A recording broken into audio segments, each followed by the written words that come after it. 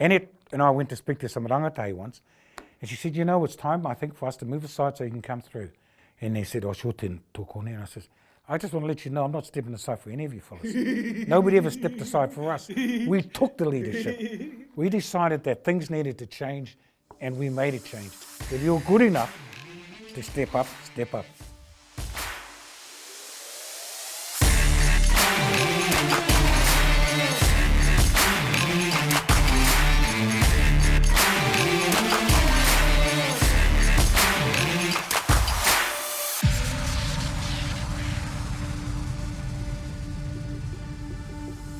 Hone Harawira, a community leader, a former MP and a Māori activist.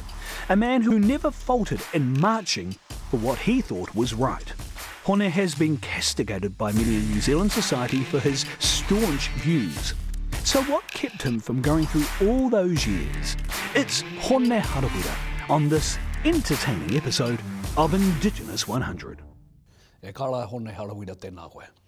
Jules. Tēnā koe, ko whakahioto mai nei ki tō mātou waka o Indigenous 100. Welcome, and thank you very much for being a part of the program. It's an honour, it's an honour. I've heard you described as a fusion of the ultimate actualisation of kaupapa Māori driven action with the lovable rogue. No, I just came up with that by myself. I'm never... No, but kaupapa Māori action is your life. Yeah. Whether it's by design or whether it's by whakapapa or DNA or whether it's by pure aspiration and your own self-driven, inspired action, it is your life. So what do you tell people you do? I just tell people I'm a Māori activist. And what does that mean? If we break that down, what does that mean? Oh, no. Anything that actively promotes the life of Māori. Whether it's te reo, whether it's kura, whether it's kapahaka, whether it's jobs. Reo irirangi? Yeah. Pawaka whakata, anything. Anything to do with promoting the life of Māori is... it's not just a passion. It's just I love doing it. I see no sense in anything else outside of that world. Like all of the people that I mix with, that I know, are either into kaupapa, or if they're not, my job is to bring them into kaupapa. Yeah, so that I'm surrounded by people who understand instantly the sort of kaupapa that we do. From our kohanga, to our kura, to our wharekura, to our wānanga, the building of our indoor-heated swimming pool, the building of our great big massive gymnasium, the running of rugby league, wakaama, the radio, one radio, the Pākehā radio, the third one was the rangatahi radio, then the country radio, and then the television station.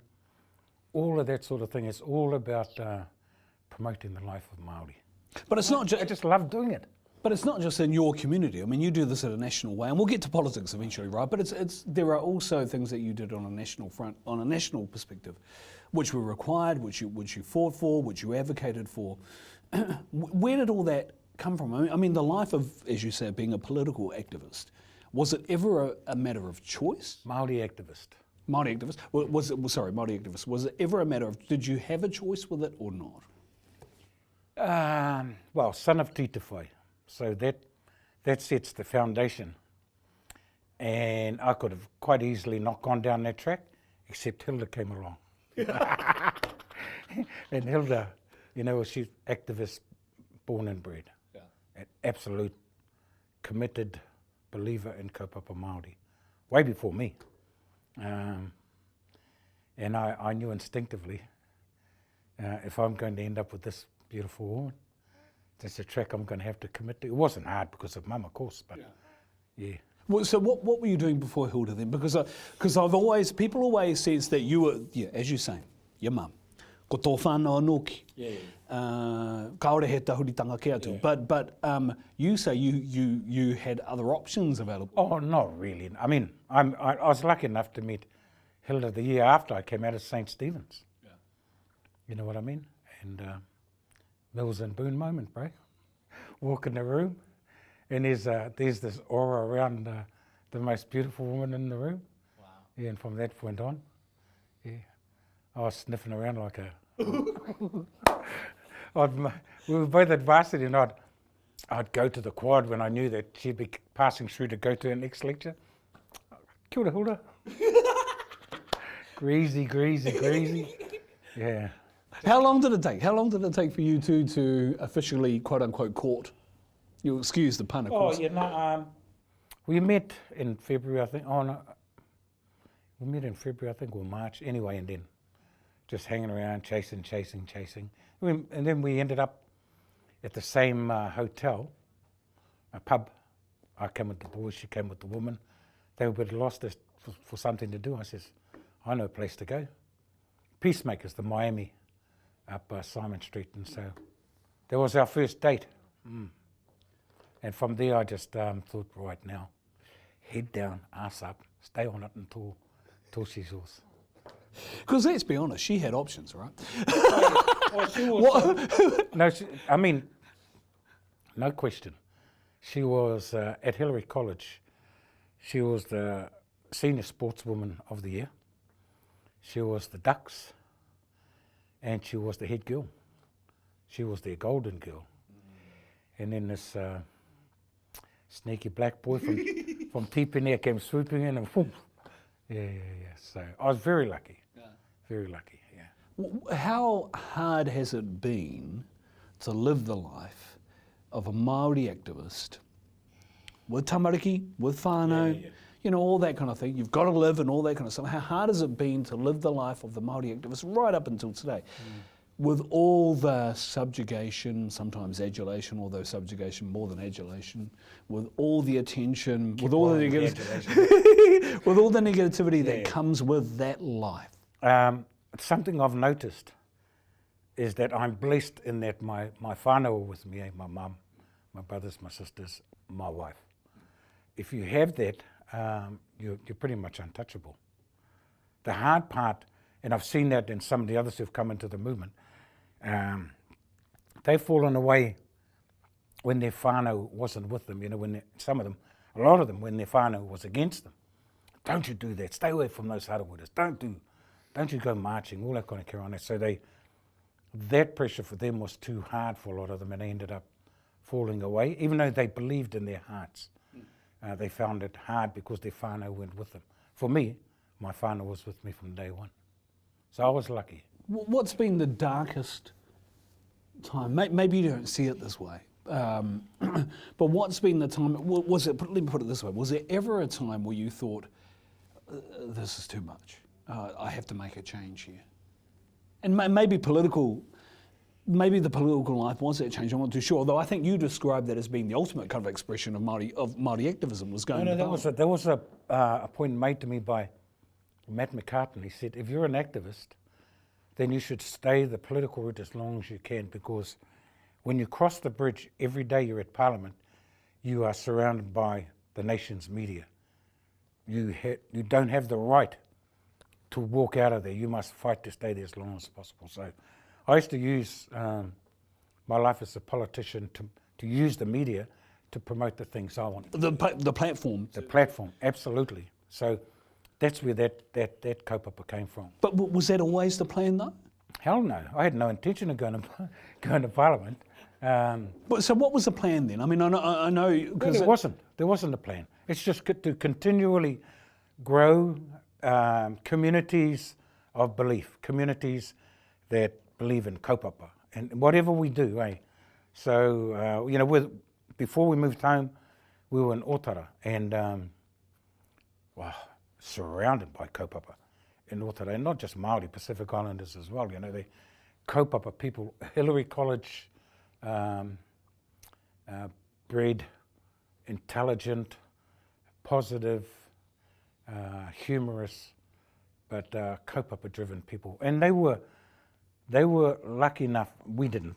I went to St. Stephen, but Hillary had teachers like Jill Amos and Warren Lindbergh and Ian Mitchell and Henare Mahanga and all kinds of people just fabulous. Tom Newnham, fabulous people who challenged them to be better than what the world thought they deserved to be. And so that was, that's the background that Hilda came out of. So for me, living in Otara and then moving up north, when we got home, nothing going on, eh? So we were lucky, it was green fields for me.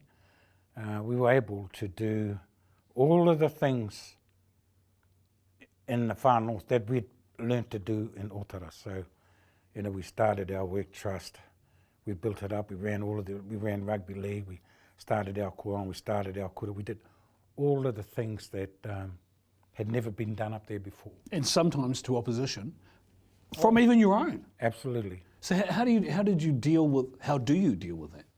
Oh, again, you build a community of kaupapa people around yourself, eh? So we moved home the year of the kawariki. So we created a network of committed kaupapa people. That didn't make it any easier. I remember the first year we marched through Kaitaia, because up until then, we'd talk to anybody, anywhere, about anything, anytime. But the first day we marched through Kaitaia, as we were marching into Kaitaia, loudspeaker going flat out, I saw heaps of Māoris on the street in Kaitaia. As we came along, they all ducked into the shops. They all hid, eh? That was kind of embarrassing.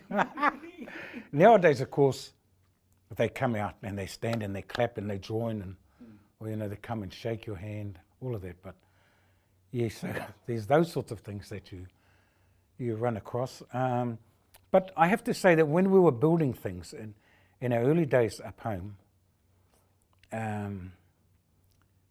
people loved it. Eh? When I was at the Work Trust, I started at the Work Trust at the time when council was controlling 85% of government programs, and I was only there at the trust for 3 years. But by the time I'd left, we were controlling 60%. Other Māori organisations were controlling 20%. Pākehā organisations had 10, and council was left with 10. So, that was the whole thing, just about challenging ourselves to be anything we wanted to be, and making people believe that the things that they thought yesterday that they couldn't do, they can do. Māori people can do.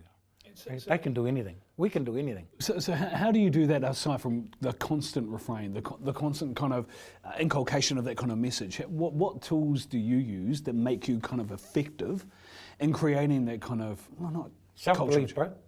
Self-belief. So how do you build that?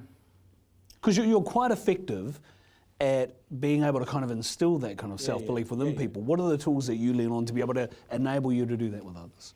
Well, there has to be a bit of salesmanship and a bit of bullshit, of course, because when you tell people we can do this, you don't actually know that you can do it. But you say it to them hard enough and with enough passion, and they think, shit, maybe we can.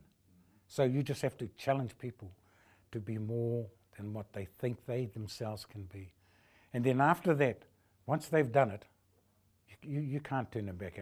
They don't then become political activists like me, but in their own worlds and the things that they go on to be, they remember those lessons, and I like to think they're better people for it, better Māori anyway. Nā wai koe i ako ki te rā huaranga. Nā wai rā nei whakatō i te rā kākanga ki roto i ako. It has to be a mix of mum, her strength and her direction. Dad is quietness and just keep going. And then St. Stephen's. Who is St. Stephen's, or what is? No, it wasn't anybody. It was the St. Stephen's experience. I know you guys struggled at Te Aute, but I mean at St. Stephen's, I never knew it until after I left.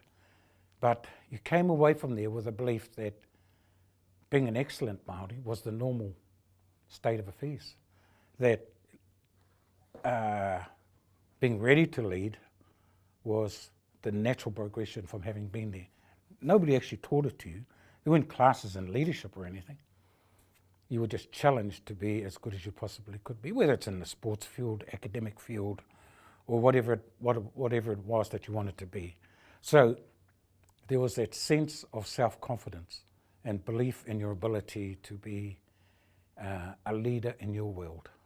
Was there a sense of duty, of responsibility, of that is a logical next step, go away and do it? I wish there was, there isn't, and I think the rebuilding of St. Stephen's will show our ability to measure our own belief in one another and ourselves to a duty of care for the next generations. And I think once we get that established within Tipene, and establish, the alumni and what our responsibilities will be for the future of the kura, I think that will look after itself. But I mean, it wasn't taught by anybody. It's just, you weren't surrounded by a whole lot of Pākehā people, Pākehā students, all that kind of stuff. You were surrounded by Māori. And you could see how well they were doing on the sports field, in kapahaka, in academics. It was a natural thing to believe that you were expected to be a leader. Was there anyone in particular that inspired you? One person? Or any other student at Tipene that it particularly inspired or motivated you to say, that you think back on now and go, that had a bit of an effect on me? No. Just the totality of the experience. Yeah. Combined with mum and... Yeah. But the Tipene experience in those formative teenage years, and I never knew it until later, although nobody ever from Otara ever called me confident. They just called me an arrogant prick. But you know what I mean? There was that sense of having the capacity to lead the things you wanted to do. Let me come back to that other question that I posed to you about, was there ever a time where during the movement, your particular leadership progression, the work that you were doing as a Māori activist, where it got really dark, where you thought, I need to think about packing this in. I need to think about doing something else? Not really. No. Interesting. Did anyone else ever say to you, ever encourage you? Wouldn't we like to find your dark space so you can piss off someone else? That was constant. There was always people. People you trusted, though. People that you respect. No. Movement people. The criticisms were always there. Every time you got out of line, you got to whack back into line.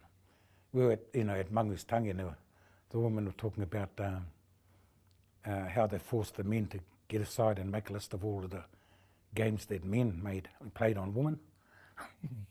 And we ended up doing it, of course. So we got aside, me, Mangu, Arthur, Ben Dalton, a few others, and made a list of games.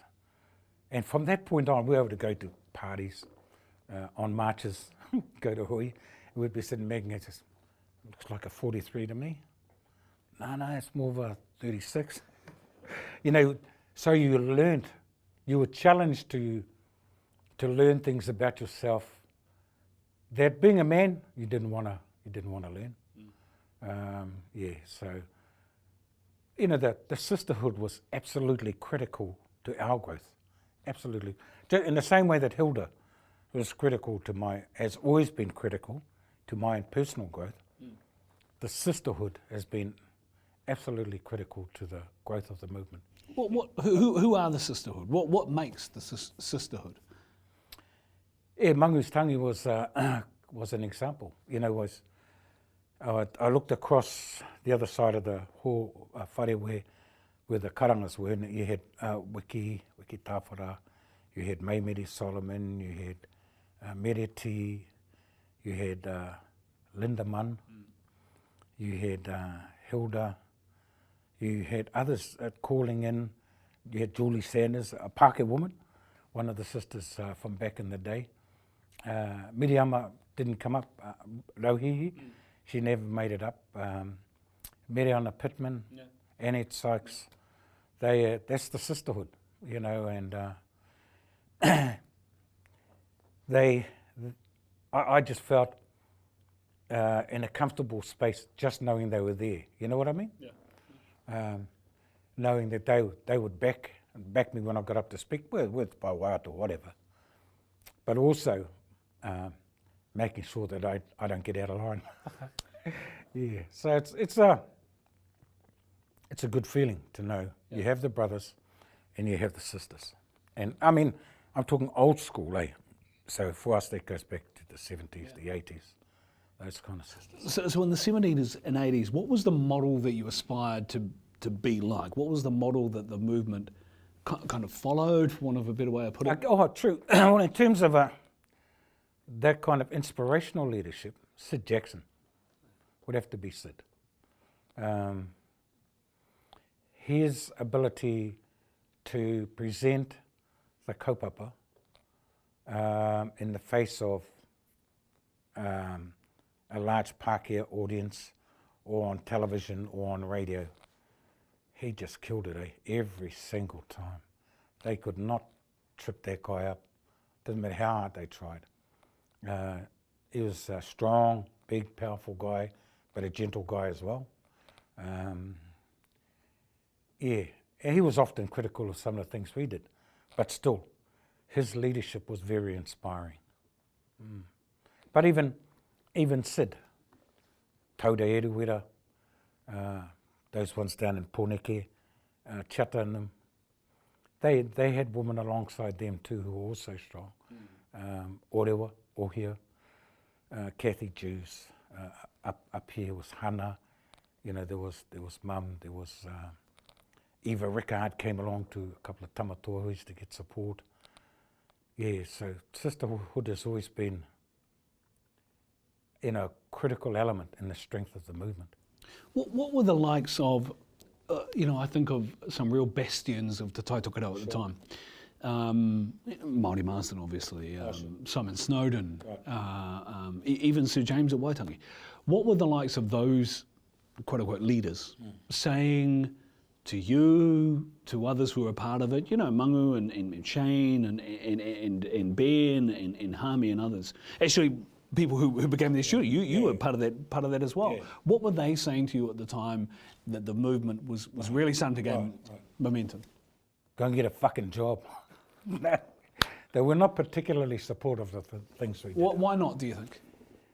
Because they've been brought up in a whole different world where being polite was more important than being strong about your rights. So they encountered more racism than we did.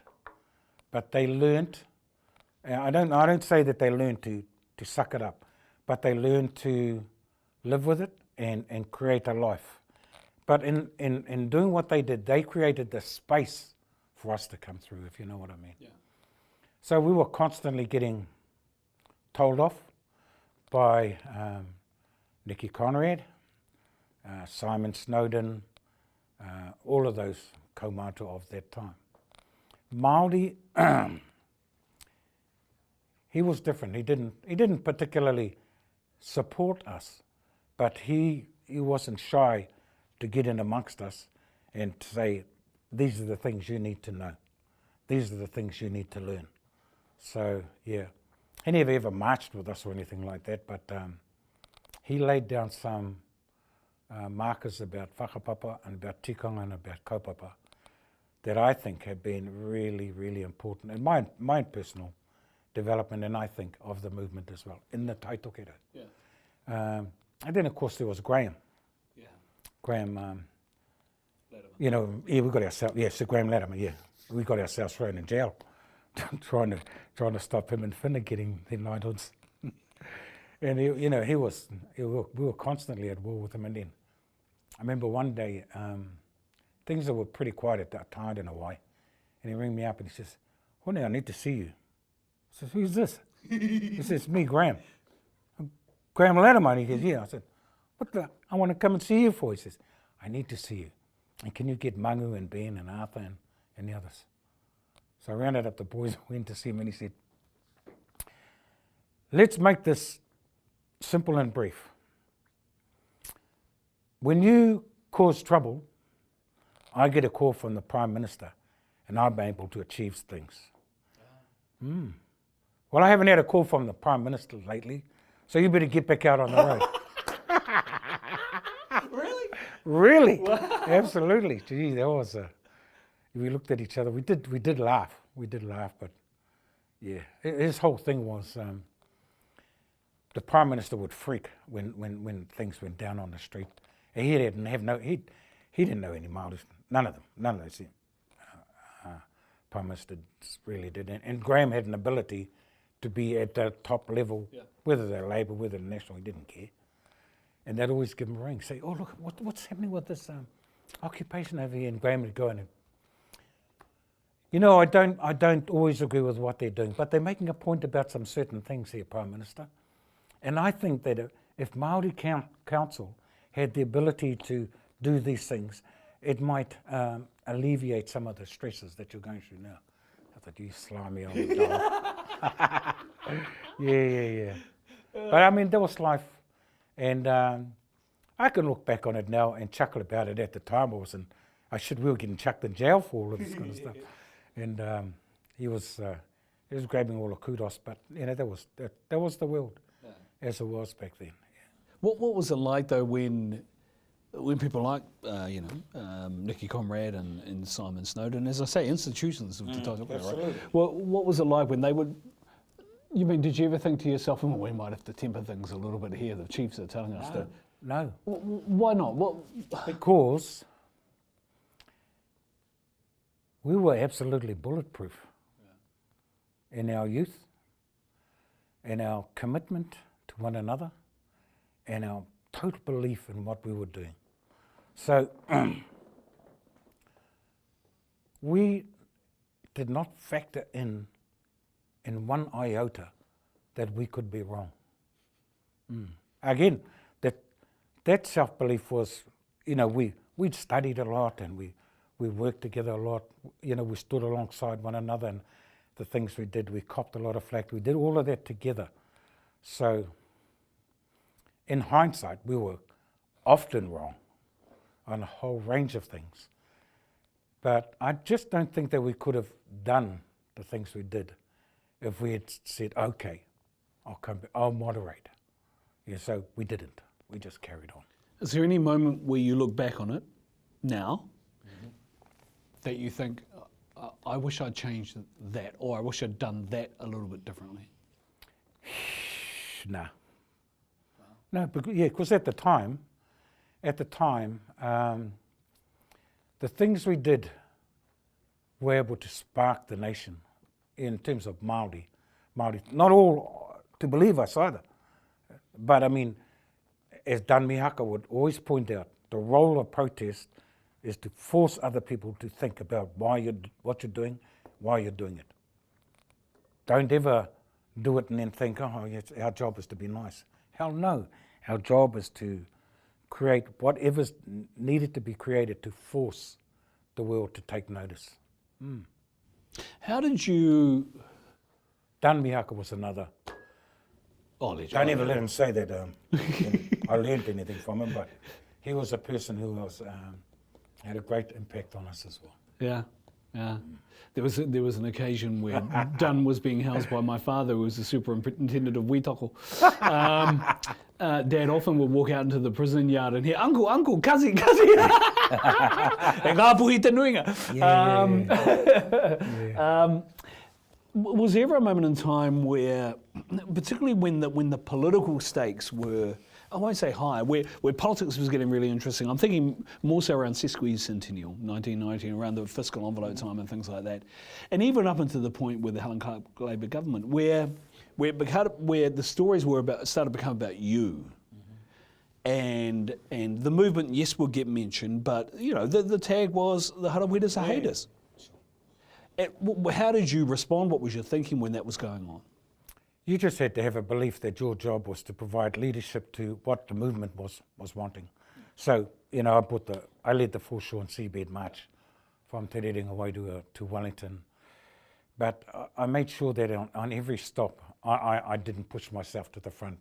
At any of those venues, and I let others speak, even right down to Parliament, where, you know, they had all of the Māori MPs on that side, and I refused to give them the microphone. I said, no, once the time the whenua spoke, give the mic back here, bugger them, they've had their chance. And on our side, I think it was Rima, Tamea, might have been one other. Yeah, so you don't, no point in doing it for your own glory, because you're never going to get a knighted from leading a foreshore and seabed march. But it was the right thing to do. I happened to be in the right place at the time, and I was surrounded by people of kaupapa people. In fact, foreshore and seabed march went down because once we decided we were going to do it, I worked out how we're going to do it, the schedule, and then I identified activists that I knew and trusted at each of those venues. Got them all on a conference call. I said, it's going to happen, but it'll only happen if you commit to taking charge of looking after us as we come through your town, organise the police, organise the routes, organise the marae where we're going to stay. And, you know, that's how it happened. Again, surrounded by people of like mind. I think it was Wali Homaha who said at the time that, you know, tens of hundreds of thousands of people on a march, so many different locations, not one arrest.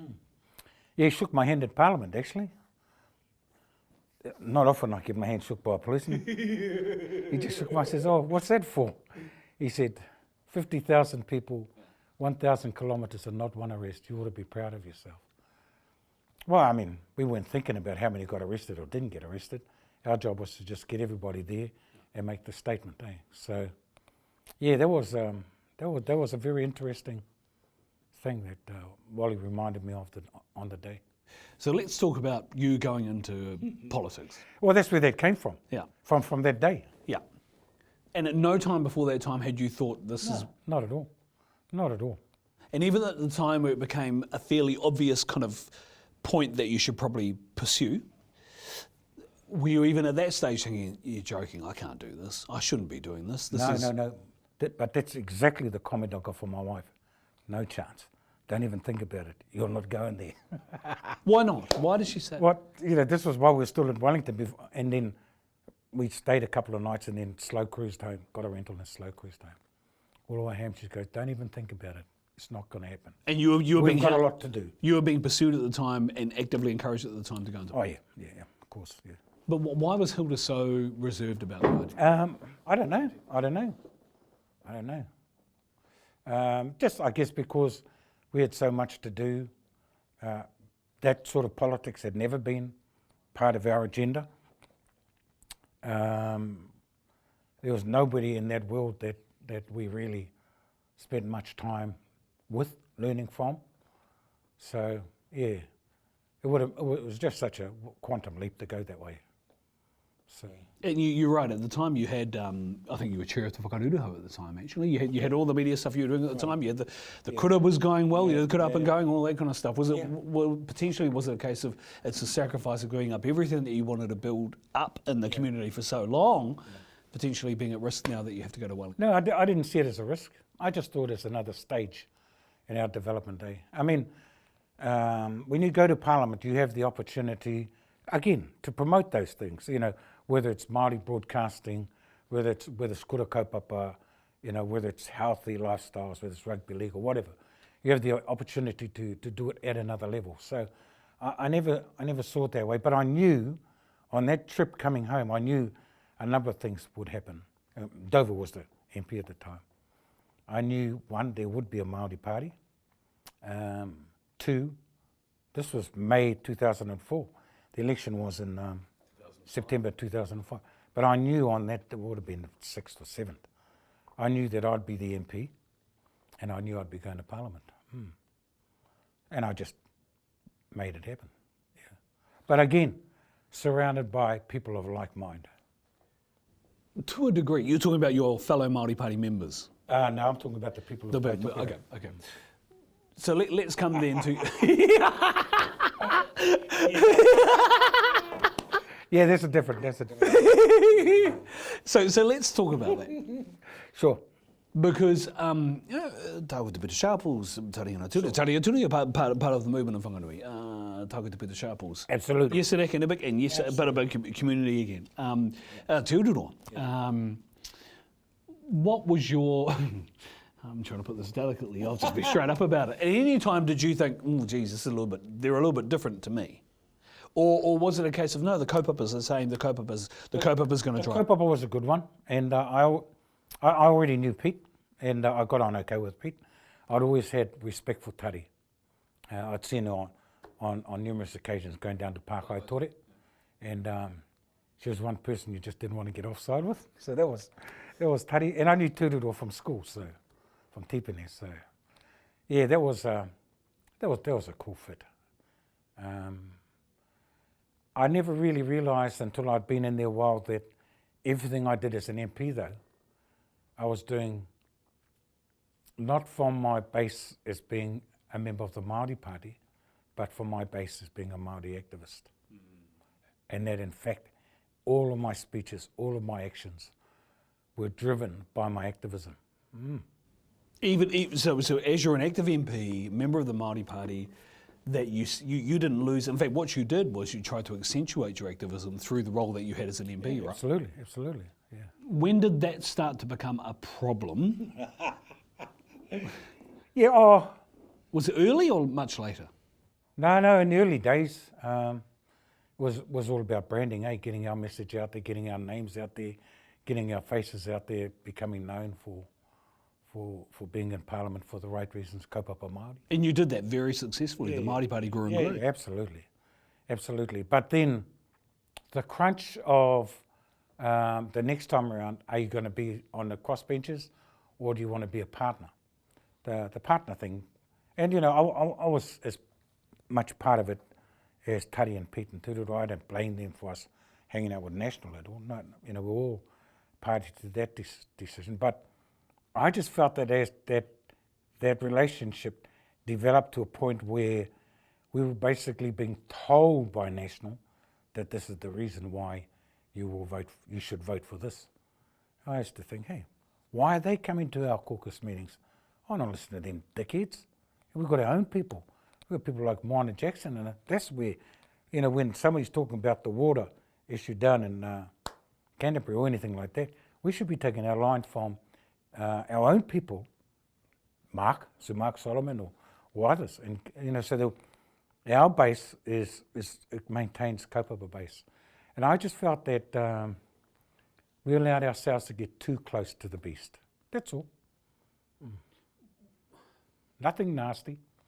No, and no disrespect to any of your other colleagues, right? But you felt that the perception at the time was it's simply because you're a Labour, not a Labour supporter, but you're more partial to Labour, and therefore that's why you didn't want to. No, didn't give a stuff about Labour. It was Labour stole foreshore and seabed, bro. So I had no truck with Labour. I just didn't want us getting too sucked into the national vortex. That's all. And the longer it went on, the more you felt that was... Yeah. The longer, and the more and more we seemed to be drawn into it, to a point where instead of our own people presenting policy positions to us, we were inviting people across from National Party ministers' offices to talk to us. And I'm going, why am I listening to these fucking ballheads? What have they got to do? They don't even speak. They don't understand kaupapa Māori. They don't speak Māori. They don't do nothing for me. So that's why. To help? You mean to help formulate policy, Māori Party policy, or to discuss potential Māori Party policy on certain issues? Well, almost to write our policy. Wow. I can't remember what the issue was. An issue came up, and I remember my tuahine Rahui Katene wrote a really good position on what we should be doing about it. And it was accepted by our caucus. She presented it, I think, in Parliament in first reading, and I said, hey, man, that was awesome, cool, kaupapa, mean, butcher. And then National Party came pouring it over the top, and we ended up revising our policy away from what we had approved Rahui presenting on our behalf. You know what I mean? So I felt that we were even changing our policy that we'd agreed on independently to suit what National wanted. But did you not think, though, that yes, there were some obviously sacrifices made, but there were gains being made at the same time? Oh, yeah. And it's a balance, right? Yeah, You've got to be able to balance these things sure. up. There always, yeah. But I mean, while I understand that there needs to be a balance, I think that we need to be still strong and committed within ourselves to our kaupapa. And I just felt, and again, no personal offence to any of my colleagues, love them all, love them then, love them now. I just felt that we were being dragged into the vortex. There's a lot of power, not that I was getting much, a lot of baubles that I never could, but who cares? Who cares? I mean, that wasn't my game, eh? But we were getting drawn into it. It's Shane that said once that... That would be Shane Jones, wouldn't it? You may know him. I think his quote is, politics is 99% pragmatism and 1% principle. Yeah. Or maybe I'm making that up. I don't know. But No, that sounds very Shane. Sounds very much like Shane. and that's the game. Yeah. That's the game. Yeah, not for me. Yeah, not for me. I mean, I'm a pragmatic guy. I mean, you can't build a kura from nothing without being pragmatic, without recognising that you have to do your best to hold true to your kaupapa in terms of your reo development, etc., but recognise that you have to compromise strategically to get the funding to make it happen. Yeah. And so I can be as pragmatic as the next guy. I just try to maintain faith with some of the principles I hold to be true. What was the point at which you knew you had to go your own way and eventually you start your own party, obviously the Mana Party? What was the straw that broke the camel's back? When Tari told me. No, it got to a point where I was trying to say it internally. You know, I expressed my concerns internally. I just didn't think they were getting listened, so I wrote an open letter to the leadership, and I put it in the media. Yeah, just saying, hey, we're getting drawn in here. That I don't think this is where our people wanted us to be. They wanted us to be in a position to be a partner in the governance of the nation, but not a lapdog. You eventually start your own party. I wasn't planning on that either. Well, how did it come about then? At the carton. Because, I mean, you're learning from people all the time, eh? So I could have just comfortably sat out the back benches and for the rest of that too. Matt says, hey, if you want to make something of yourself, you have to actually resign from Parliament and fight your way back in with your own movement. I said, why would I do that?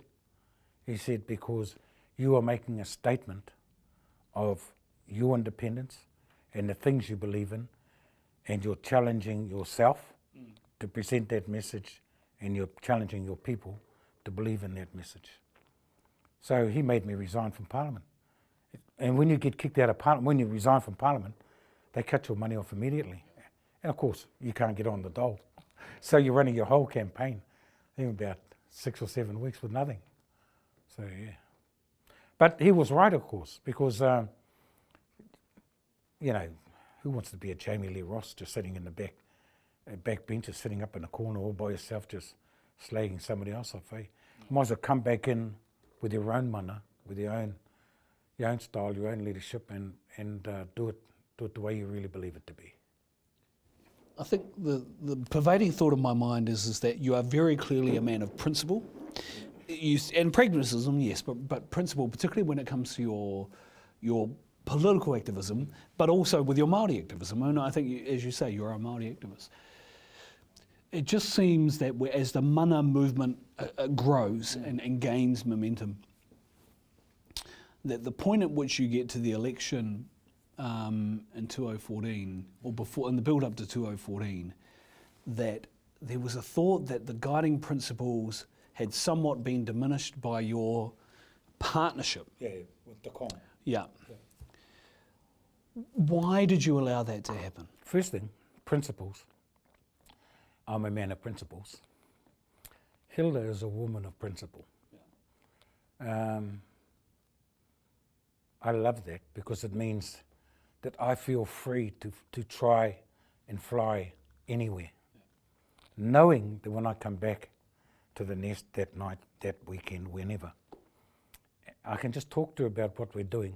She doesn't even have to tell me off, but I can tell by the way she's talking whether or not I'm on the right track or not. Yeah, so that's what I've always loved about her. She was always that before I came around, and I love that about her, that she doesn't have to tell me off. Often she does, but most times we can just talk about something, and may not even be about the issue in particular, but just the way she talks to me, and her behaviour will tell me that's not a bright idea, honey. Yeah, so, and then I'll have a bit of a think about it, and sometimes I'll still do it, and a lot of times I'll moderate my behaviour, because I know that by Hilda not going down that road, she's able to maintain faith in her world and the principles that she's always held near and dear. And they're very much the things I do as well, I hold. But when you're out in that world and flying, you crash, burn, whatever, you enter into partnerships with people like Kim.com. That came about because the challenge was, Hone, do you really want to go back by yourself again and again and again? Or do you want to do something to try and change it up? And I thought, I will change it up. So if you're going to change it up, you might as well go hard, change it up, absolutely. And in fact, 2 or 3 weeks out from the election, we were at 3 point something in the polls. Unfortunately, Kim.com refused to let go, wanted to run his own I Hate John Key campaign. And in the last week, it crashed from, I think, 3.8 to 1 point nothing. Anyway, it died a death. And it obviously impacted your race in Te Tai Tokerau. And people supported you, but I think... And people still don't, still haven't forgotten it. They say, why did you do that on it? So, in hindsight, it wasn't the brightest of moves, but, it's that thing about don't be shy. If you want to change the world, change the world. If that means doing something different, do something different. One thing I insisted on with .com, though, that anything he wanted to achieve, they had to do through his internet crew, Leila Harawira. I ensured that every principle that Mana had, we never changed one iota. But his aura was so big that it always looked like what he wanted, he got. And in terms of those last weeks, he even apologised on the night, apparently. I didn't see it, but for what happened. What I know is that we lost that night. The very next morning, on a Sunday morning, Hilla wakes me up and says, "Come on, we're going for a paddle." Yeah. So we're out there on the water. I'm killing myself. Yeah, that was... But I mean, that was great, because that cleansed my mind. And centres you too, it grounds you back home. Yeah, that's absolutely. Because of course she's killing me out on the lake. So how devastating was that though?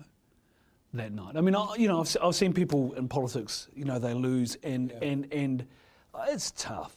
It's tough. But I mean, two things. One, on the night, I happened to have a couple of my mokopunas with me, Maioha and Te Oranga. And that was a great day. When the mokos are there, they don't even care if you're the king of the world. No. You're still papa, eh? You're just papa. No. So that's all they care about. So that was awesome. Had the whānau was there, but that next morning when Hilda woke me up and said, "Come on, we're going for a paddle." They just put me back in my world. Yeah. This is your world. You've got another world. Yeah. You haven't been paddling lately, mate. Yeah. Get on the water.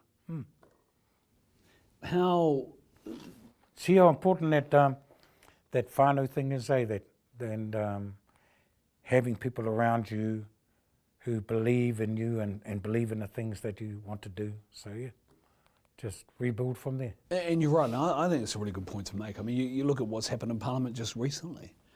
Just it's hard to describe the way that things have panned out, right, going into an election. But I guess the other thing that's really important though is that that to have that kind of whānau support, yes, is really important. But then you don't have a plan after that, do you? Or do you? Like when you come out of that, how long does it take to get the plan together? What do you do? I'm sitting on my ass there thinking to myself, I wonder when any of the iwi leaders, who are all nice to me when I was MP, going to give me a call. And I waited and I waited. And then I went back and revived the trust that we had when it first came home. The Aotearoa Ngāti Aotearoa Trust. And we started to rebuild the things we were doing from there. Okay, so let's talk about this iwi leader stuff, right? Because you have been interested in iwi politics for a long, long time, and in fact you've made comment on the performance or lack thereof potentially of iwi leaders over a long time. And for some people, coming out of national politics to iwi politics is a natural progression, and some say iwi politics is out of national politics. Why have you, I know you've got the trust, but why have you not sought what some would see as a natural progression for you, given your community background, to be in that realm? One of the things I found when I was working for the Aotearoa Māori Trust Board in my early days was people tended to buttonhole you, oh, he's Aotearoa. Well, shit, I'm not just Aotearoa, I'm Ngāti Kuri, I'm Raitahoto, I'm Te Rawa, Ngāti Kau, Ngāpuhi, I'm all of my Ngāpuhi side, Ngāti Hau, all of that as well. So I made a conscious decision years and years and years ago not to register with any iwi. So I'm not registered with any tribe. And people ask me, I say, I'm Ngāpuhi Nui Tonu. I just won't be buttonholed. And, I don't want people thinking that I want to be a beneficiary so I can get access to this and that. My life, my principles aren't determined by what my tribe is. I know who my people are. And I look at some of them. And I just think to myself, when I said right at the very start, I'm a Māori activist. I'm a Māori activist. I'm not an Aotearoa activist or a Ngaitakoto activist or anything else. I'm a Māori activist. And what's good for Ngāti Kuri, if it's not also good for Ngaitahu, then somebody's lost here. Do you know what I mean? Our job, my job, is to make our people believe that we have a responsibility to one another, regardless of the wealth of our tribe or otherwise. And when it comes to tribes, I've said this at a number of iwi leaders' voice. They don't particularly like it, but I'd say, I talk to people, and when they talk about tribal leadership and tribal success, I say, what's the worst street in the worst town in your tribal area? And they're thinking, and then people will tell me. And I said, now you tell me, has that street changed since you fellas settled your treaty claim? And in 100% of cases, the answer is no. So I'm thinking to myself, why do we want all this tribal mana, tribal wealth, if the people who need it most continue to suffer today? So you see what I mean? Yeah. So for me, the challenge is always to lift people who need to be lifted only to zero, so that they are then challenged to become better than what they are. But right now, a lot of our people are living below the zero line. It's a great question, and it's a very good challenge. And it's the last one of the day. What's the answer? For? Well, how do we work on that? How do we deal with that? What is the solution? One of the other issues I believe absolutely is that a concern I have is that every time a tribe settles, the first motion they make is that we engage bald-head, dickhead, and white MF to manage our finances on our behalf. And so from that point, we have sacrificed our sovereignty over our own resources and let somebody else take.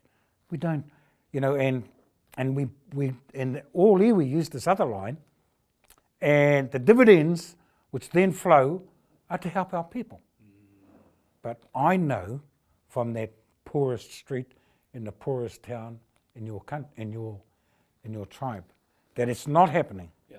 And so, my thinking is to turn it upside down, make the people the absolute priority, and everything else you do is based around lifting everybody to a standard where they can be, where they can feel positive about their tribe. Not just, well, I think I'm such and such, but I don't ever see them. What is your response to the argument that people make? There's a thing called the Article 3 line, right? Where they say the Crown has to meet the Article 3 line. Okay. And What's the Article 3 line? Well, the Article 3 line is that every Māori has the right to have equal citizenship to everyone. Sure, okay, yeah. Right? So poverty is an issue, yes, for iwi. However, the Crown has a responsibility, employment, the very necessities of life, to be able to live. And the role of iwi governance isn't to meet the Article 3 line, it is the Crown's role. Are you therefore espousing, or are you saying or promoting that actually it is the iwi responsibility to get there with the Crown, or actually the iwi responsibility is to invest to make sure that all Māori achieve the Article 3 line, no matter what the Crown does anyway? That's it. It's the iwi responsibility to lift their people. That's as simple as that. That poorest street in the poorest town is the iwi's responsibility. If they're good enough to muscle up and get resources from the Crown to make that happen, great. But it is still their responsibility because those are still their people. And it's not about who's got the flashiest Range Rover, for God's sake, or how big is our fishing boat, or how flash is our office, or how many cars have we got in the car park. It's about the poorest street in the poorest town in our territory, and how has that changed? And if it hasn't, then we haven't. And I say we, even though I'm not signed up to any iwi, I accept that I have a responsibility as much as anybody else. We haven't done enough to change that. Is it called a paradigm? Is that what they call it these days? Something like that. That's one of Parikora's words used to be. He used to use it all the time. Yeah. Paradigm for breakfast. Yeah. That we have a responsibility to change that. And that's why I say again, I'm an activist first. I'm not a tribal person. I know who my iwi are, but I don't need to sign anything to prove it. Yeah. I believe that we lift everybody and we have been a success. Yeah. If we can't lift everybody to at least zero, then we are failing all of those below the zero line. And yes, so what Article 3? They are still our people, eh? Yeah. And if we've just settled for $25 million, how come they're still as poor today as they were when we signed? And they still if are. not poorer in some instances. If not poorer. Yeah. And is that what you are doing on a real basis, on a substantive basis now? That is what you are working with and doing now. We've been asked to do something about mental health and addictions, and the guys I'm working with, I'm saying, hey, look, I don't want you sitting around in the dark corners with somebody who's depressed and thinking of suicide. I said, these people got qualification to do that. I want you to create the sunshine. I want you to identify the positive pathways so that we can say to them, come this way. What are some of those positive pathways? Sport and education. The opportunity for Māori people to get together with one another, doesn't matter whether it's swimming, basketball, netball, league, touch tag. So that's really where that's going. And then tagging that with education, because a lot of our people, and Mana Aotearoa proved it, our people hunger for education. They were bashed out of it when they went to school. The wā gave them the opportunity to do it again, some 50, 60-year-olds. So we know that education is important. And then you also got to add that other stuff about lifting them in mental health. A lot of them still have major issues, so I'm just saying there are a lot of people who focus on the dark side. I just want us to open the curtain and let sunshine into their lives. One final question. Do you think... I'm going to be careful how I put this. I'll tell you what the answer is. Oh, yeah, you don't have to. I can ask you. I think it's about time Julian Wilcox came home from Waitangi and took up the vacant job right now of the CEO of Ngāpuhi. What the question was? What was that? And the question was? Māori activist, not a matakite. you think Hilda would have been the better politician? I know she would have won far more votes than I did. You know that because people love her, eh? She absolutely love her because she's able to do things, maintain principle. She's a great leader as a principal. I've seen that. She's a great teacher. She's a great mum, grandmum, friend, sister, so wife. So those things are natural about her. Yeah. And when people have asked me, they said, "Oh, wow, do you think Hilda would ever want?" I says, "Good luck. Good luck asking her. If you think you can, I'll back her every single day." But she won't. How many mokos now? I'm not sure. Moko's more, they just grow, but we've got 3 great-grandchildren now. Wow. Yeah, 2 of them at Kura. Kahis. Yeah, Kahi's got 2 at Te Rangiā Niwa and another one down in Kahungunu. Yeah. As you do. Yeah.